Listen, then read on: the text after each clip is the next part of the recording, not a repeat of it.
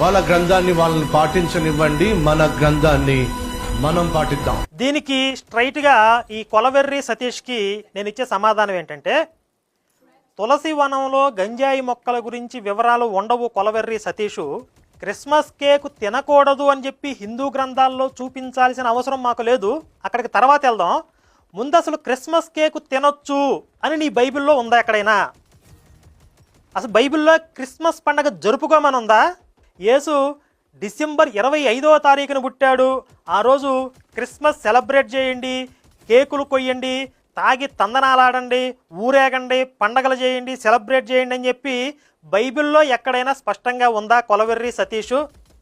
దయచేసి వినండి, దయచేసి వినండి అని చెప్పి రైల్వే ప్లాట్ఫామ్ మీద చెప్పినట్లుగా చెప్తున్న వాయిస్ ఓవరు. దయచేసి చూపించు నీ బైబిల్లో క్రిస్మస్ పండగ సెలబ్రేట్ చేసుకోమని చెప్పి. అసలు ఇవన్నీ కాదు, అసలు విషయం చెప్తాను వినండి. హిందువుల